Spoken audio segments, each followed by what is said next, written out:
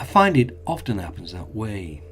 You're looking for nothing in particular, and then you stumble across something which you instinctively know is going to take you on a journey of discovery. Hi, I'm Andy Greasley. Now, I'm not an historian or an archaeologist, but I do tend to carry out a lot of historical research as a graphic artist, 3D CGI developer, and documentary video maker. During the course of 2014, I'm gathering material for a project I'm working on to produce an independent video production entitled The Salt Revolution. Now, in this short video, I'm going in search of the Water Mills of Shipley as described by Bill Hampshire, so why not join me?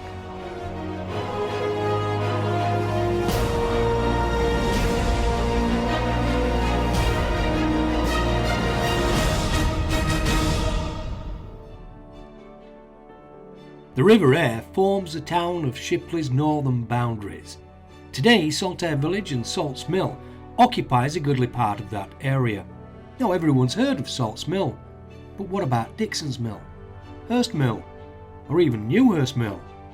Well, there have been mills on this stretch of the river since the 13th century, and it may well be that their presence led towards Shipley becoming one of the most industrious towns in Britain during the Industrial Revolution.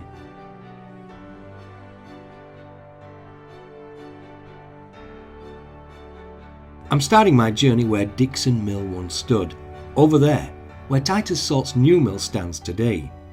It's the mid-1850s, and after over 200 years, the old mill has come to the end of a working life as a corn and fulling mill.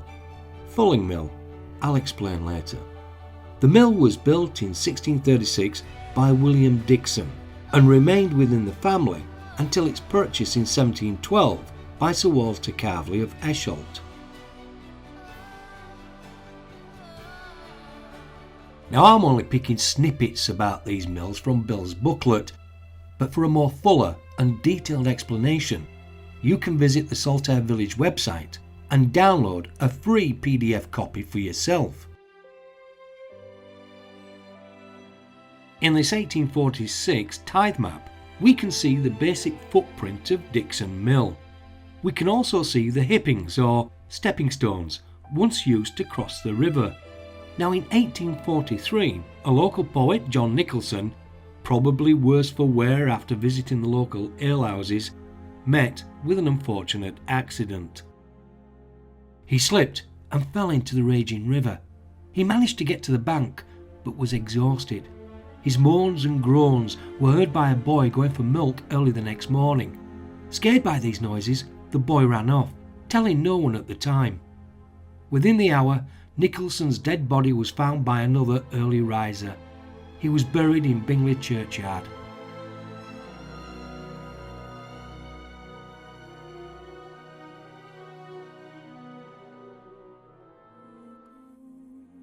From Dixon Mill, I'm going to make my way along the Leeds and Liverpool Canal to Hurst Lock and simply drink in the early morning views along the way.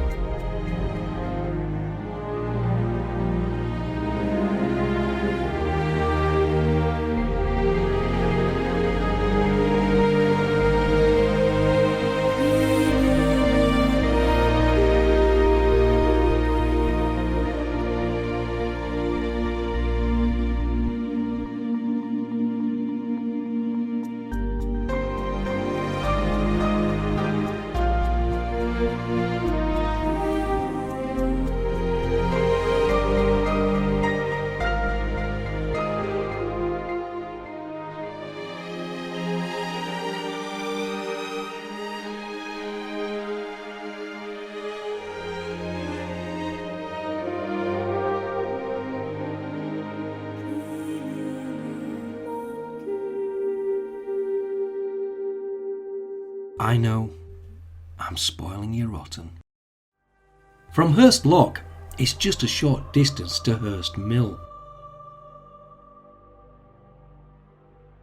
In 1086, the manor of Shipley was classed as waste and valued at 10 shillings per annum.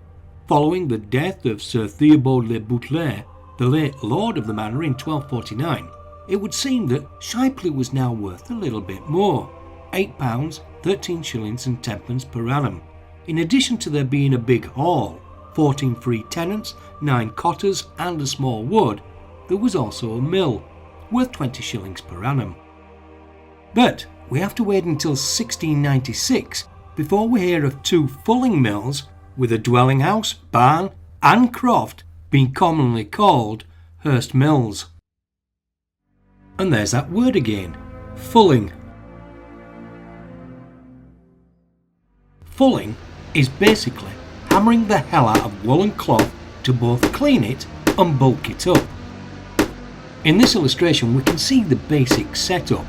A water wheel as the power source, and in this instance we have 3 tappet wheels on the axle beam, and they in turn work the hammers in the stocks. Inside the bucket, seen here in cross section, we see a small amount of liquid. This cleaned or bleached the wool. Now before the introduction of Fuller's earth added to water, this liquid would have been stale human urine, which, believe it or not, was taxed. Now, as good as my animated illustrations are, I did come across this little gem on the BBC website. With the cloth finished, Ruth needs to take it to the monastic mill for a finishing process known as fulling. The monasteries had invested heavily in water mill technology, and for cloth production, the fulling mill represents the first transition from a domestic craft to a factory industry. Miller Dowie Jones is in charge of operating the machinery.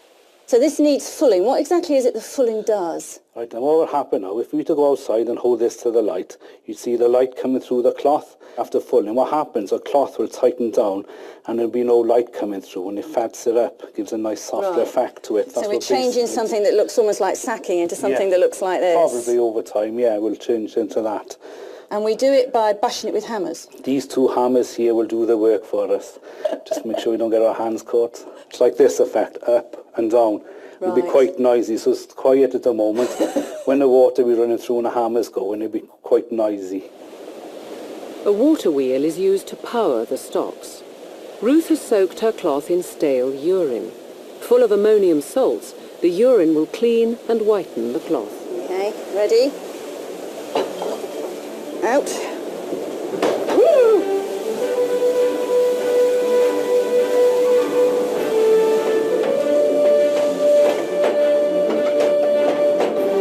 Quite noisy.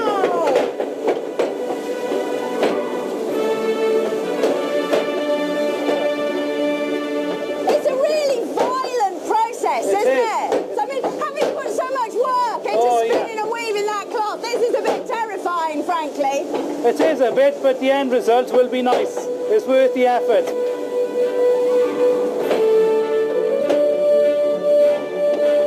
But using the fulling mill didn't come free. The monastery would have charged its tenants.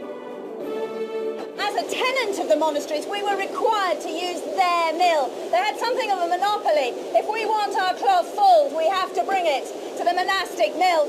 Mills, therefore, were a really important source of income for the monasteries. It's another way, I suppose, of taxing your tenants. For centuries, fulling was the only mechanized part of cloth production. Wool would go on being carded and spun by hand until the 18th century.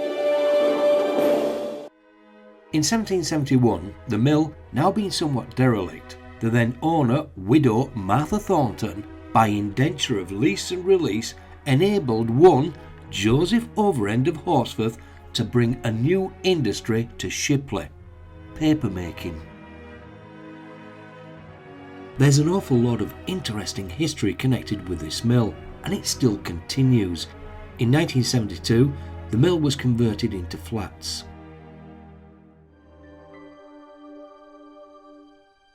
From Hurst Mill, it's then on through Hurst Wood and to the ruins of New Hurst Mill, naturally enjoying the scenery as I go.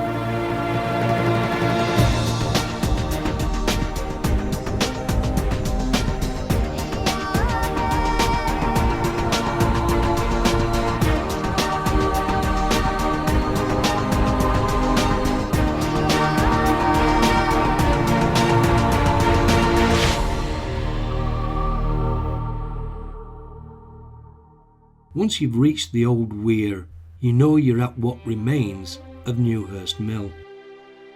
New Hurst Fulling Mill was built in 1745 by Samuel Denison, who, by 1747, was declared bankrupt.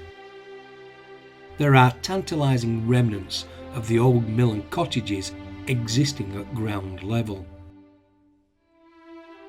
Seen from above, only the old weir is a clue to the mill's former existence. However, an Ordnance Survey map from 1906 provides us with some clues as to the location and footprint of both the mill and cottages. Both the mill and cottages were demolished in the early 1920s, about 180 years after building first began. Bill's booklet not only provides us with a fascinating account of the mill's history and of the people who were involved with it, but it also provides a pretty good written description of the mill itself. Now couple that with the 1906 Ordnance Survey map, and let's just say I felt able to create a CGI representation of what the scene may have looked like back then.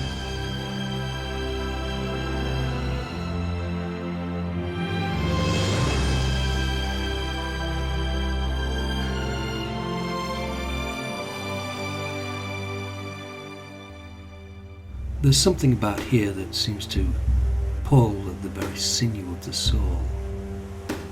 Not so much magical as mystical, gritty, haunting.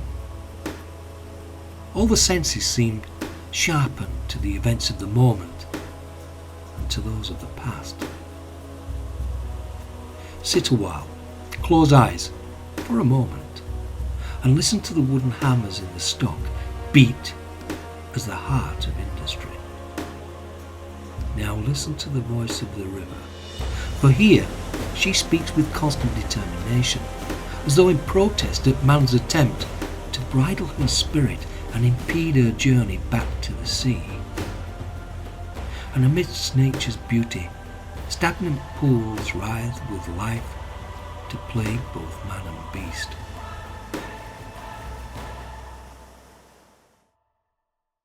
Well, I really enjoyed that.